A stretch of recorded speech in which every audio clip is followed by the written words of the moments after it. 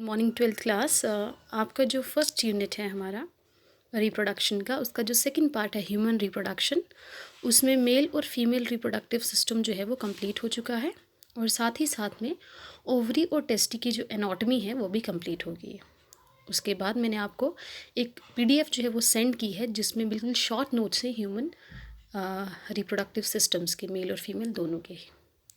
उसके बाद हमारा जो नेक्स्ट टॉपिक आता है वो आता है गैमीटोजेनेसिस। गैमीटोजेनेसिस एक ऐसी प्रोसेस को कहते हैं जिसमें गैमीट्स का फॉर्मेशन होता है, चाहे वो मेल गैमीट है चाहे वो फीमेल गैमीट है। अगर वो मेल गैमीट होगा यानी कि स्पर्म होगा तो इस टर्म को हम लोग कहेंगे स्पर्मेटोजेनेसिस, और अगर वो फीमेल गैमीट होगा यानी कि ओवा होगा तो उसे हम कहेंगे oogenesis। तो आज हम पढ़ेंगे स्पर्मेटोजेनेसिस के बारे में, ठीक है। स्पर्मेटोजेनेसिस, टेस्टी के अंदर सेमिनिफेरस ट्यूब्यूल्स, ये मैंने टेस्टी की माइक्रोस्कोपिक एनाटॉमी में आपको बताया है, उसके अंदर सेल्स होते हैं जिन्हें कहा जाता है स्पर्मेटोगोनिया। स्पर्मेटोगोनिया जो है वो माइटोटिकली डिवाइड करते रहते हैं और अपने नंबर को जो है वो इंक्रीज़ करते रहते हैं। अब हर एक स्पर्मेटोगोनिया के अंदर 46 क्रोमोसोम्स जो है वो प्रेजेंट होते हैं, जो कि ह्यूमन का एक डिप्लॉयड नंबर है। अब इसमें से कुछ स्पर्मेटोगोनिया जो है वो डिवाइड होकर के प्राइमरी स्पर्मेटोसाइट्स बनाते हैं, और ये प्राइमरी स्पर्मेटोसाइट्स जो हैं वो मियोसिस करेंगे। अब ये माइटोसिस मियोसिस दो टर्म्स हैं, आई होप आप लोगों ने जो है वो 11th में पढ़ी होंगी। माइटोसिस किसे कहते हैं? जिसमें इक्वल रहता है क्रोमोसोम का नंबर, वो चेंज नहीं होता यानी कि रिड्यूस नहीं होता है, जबकि मियोसिस के अंदर नंबर रिड्यूस हो जाता है। तो प्राइमरी स्पर्मेटोसाइट्स जो थे वो डिप्लॉयड थे यानी कि 46 नंबर था।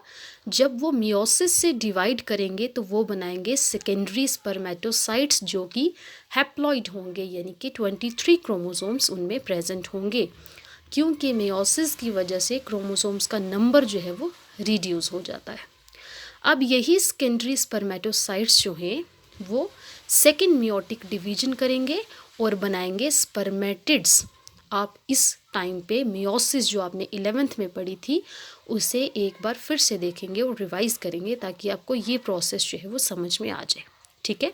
स्पर्मेटोगोनिया है, डिवाइड करते हैं, प्राइमरी स्पर्मेटोसाइट बनाते हैं जो डिप्लॉयड हैं। Primary spermatocyte first meiotic division करते हैं जिसमें सेकेंडरी स्पर्मेटोसाइट बनते हैं जिनका नंबर 23 है, और फिर होती है second meiotic division. Second meiotic division जो होती है वो माइटोटिकली होती है यानी कि उसमें क्रोमोसोम्स का नंबर रिड्यूस नहीं होता, सिर्फ फर्स्ट मियोटिक में होता है। यानी सेकेंडरी स्पर्मेटोसाइट जो कि 23 थे वही आगे 4 स्पर्मेटिड्स बनाएंगे, और ये बिल्कुल माइटोसिस की तरह होगी, यानी चारों स्पर्मेटिड्स के अंदर 23 क्रोमोसोम्स ही प्रेजेंट होंगे। फिर ये स्पर्मेटिड्स क्या करते हैं, एक प्रोसेस यानी स्पर्मियोजेनेसिस के थ्रू स्पर्म्स को बना देते हैं। स्पर्म्स का जो हेड होता है वो सर्टोली सेल्स के अंदर होता है। आप साइड में जो डायग्राम है इसके साथ भी कंपैरिजन कर सकते हैं। एक तो फ्लो चार्ट है, एक डायग्राम है जिसमें स्पर्म्स का हेड जो है वो सर्टोली सेल्स के अंदर है, जो उनको नर्सिंग जो है वो प्रोवाइड करवाते रहते हैं, और उनकी टेल जो है वो आउटवर्ड डायरेक्शन के अंदर है, और फाइनली ये यहाँ से रिलीज़ हो जाते हैं by the process of spermiation. अब देखो यहाँ पर कितनी टर्म्स आई, स्पर्मियोजेनेसिस अलग है, स्पर्मिएशन अलग है। स्पर्मियोजेनेसिस में स्पर्मेटिड्स जो हैं वो स्पर्म्स बनाते हैं, जबकि स्पर्मिएशन में जो है वो ये रिलीज़ हो जाते हैं। यहाँ पर नीचे हर एक टर्म को बहुत बारीकी से जो है वो एक्सप्लेन किया है। स्पर्मेटोगोनिया क्या होते हैं, प्राइमरी स्पर्मेटोसाइट्स क्या होते हैं, सेकेंडरी स्पर्मेटोसाइट्स क्या होते हैं, स्पर्मेटिड्स क्या होते हैं, स्पर्मियोजेनेसिस और स्पर्मिएशन। ये आपको शॉर्ट आंसर में पूछा जा सकता है या 1 मार्क में ये क्वेश्चन पूछा जा सकता है। तो आप ये टर्म्स बहुत ध्यान से यहाँ से देखेंगे, इनको समझेंगे, ठीक है। स्पर्मेटोगोनिया जो इमैच्योर सेल्स होंगे वो डिवाइड करेंगे, स्पर्मेटोसाइट्स बनाएंगे प्राइमरी वाले, वो डिवाइड करेंगे, सेकेंडरी बनाएंगे, सेकेंडरी फिर स्पर्मेटिड्स बनाएंगे, स्पर्मेटिड्स से फिर स्पर्म्स बनेंगे, और फाइनली जो है वो स्पर्म्स रिलीज हो जाएंगे। सो नेक्स्ट, कौन कौन से हार्मोन्स हैं जो इस स्पर्मेटोजेनेसिस की प्रोसेस को जो है वो इफ़ेक्ट करते हैं। GnRH यानी गोनाडोट्रोफिन रिलीजिंग हार्मोन, ये हार्मोन जो है वो हाइपोथैलेमस के थ्रू सेक्रीट होता है। ये आपने 11th में पढ़ा होगा लास्ट वाले चैप्टर्स में। गोनाडोट्रोफिन जो है वो हाइपोथैलेमस से रिलीज़ यानी सेक्रीट होता है। इसका लेवल जो है वो प्यूबर्टी में, जब प्यूबर्टी की एज अटेन होती है तो तब इंक्रीज़ हो जाता है। इंक्रीज़ लेवल जो है इसका गोनाडोट्रोफिन का, वो 2 गोनाडोट्रोफिन्स को रिलीज़ करता है, जिसमें एक होता है FSH यानी फॉलिकल स्टिमुलेटिंग हार्मोन, जैसा कि नाम से ही लग रहा है, यानी कि फॉलिकल्स को जो है वो स्टिमुलेट करेगा। किसको? सर्टोली सेल्स को। ये एक्ट करेगा सर्टोली सेल्स के ऊपर, उनको स्टिमुलेट करेगा और कुछ फैक्टर्स को रिलीज़ करेगा, जिनकी प्रोसेस से, जिनकी मदद से ये सारी की सारी प्रोसेस जो है वो कंप्लीट होगी।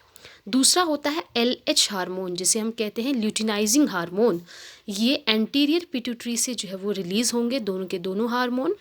LH जो है वो लेडिक सेल्स के ऊपर एक्ट करेगा, उनको स्टिमुलेट करेगा, ताकि वो जो है वो एंड्रोजन्स की सिंथेसिस और सेक्रीशन कर सकें, जिनकी वजह से ये प्रोसेस जो है वो कंप्लीट हो। ये अभी आपको समझने में थोड़ी प्रॉब्लम आ रही है। अगर आपने 11th में ये चीज़ें बहुत ध्यान से पढ़ी होंगी तो फिर आपको कोई भी प्रॉब्लम नहीं आएगी। तो स्पर्मेटोजेनेसिस पढ़ने के साथ साथ आप अपनी 11th की बुक्स उठाओगे, उसमें से माइटोसिस मियोसिस पहले ध्यान से पढ़ोगे, और साथ ही साथ में जो लास्ट वाली यूनिट थी उसमें कंट्रोल एंड कोऑर्डिनेशन एक चैप्टर था, जिसमें हार्मोनल कंट्रोल आपको पढ़ाया गया था। आप उसे एक बार रिवाइज़ करेंगे ताकि आपको ये FSH LH सारे के सारे जो है वो क्लियर हो जाए। इसके बाद भी अगर आपको समझ में नहीं आता है तो फिर आप यहाँ पर ग्रुप में पूछ सकते हैं।